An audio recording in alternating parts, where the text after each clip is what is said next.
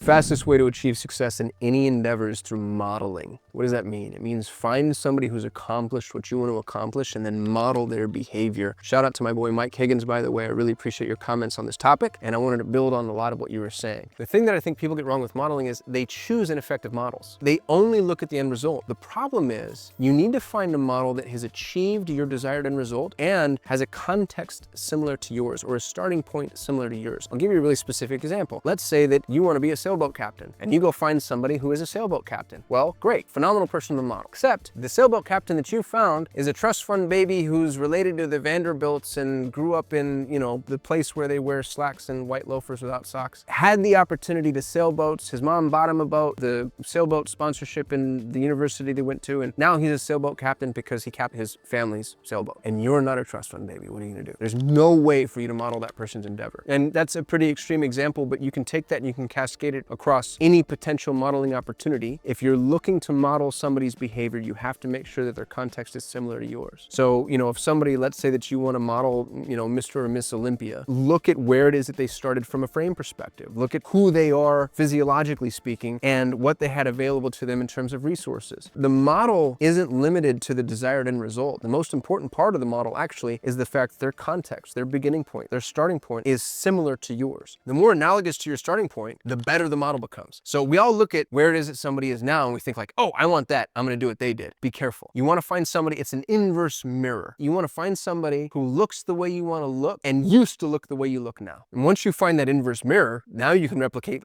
quite literally just everything they've done. They've given you an absolute blueprint. But you have to look at where they ended up and where they started. And it's the where they started that I think most people get wrong. I'm going to pick on Gary Vee. Gary Vee loves to tell the story about his father in the 90s spending $30,000 on a website only to find it crash and burn because they were just too early. Gary Vee built a $3 million company, his dad's wine company, into a $100 million company. Amazing story, phenomenal success. I wouldn't take anything away from Gary, but look at where he started. He started with a $3 million company. He started with a dad that was willing to invest 30 grand in the 90s. I don't know what that is adjusted for inflation. I think it's $4 billion in an endeavor that his son wanted to experiment with. Are you starting there? Are you starting with a father that believes in you, a $3 million gross revenue company, $3 million in the 90s? Chances are maybe not. So when you're listening to Gary Vee, I think that context needs to be understood. So I don't want to diminish what Gary Vee is saying. I think he gives a lot of really good advice to a lot of really good people. And if you're starting with $3 million in gross revenue and you want to get to $100 million in gross revenue, he sounds like a perfect template. That's a great starting point, great starting context, great ending point if that's your goal. But keep in mind where he started. Here's what's really interesting about that is every entrepreneur I've known that's gone from 0 to 100 million will tell you that 0 to 3 is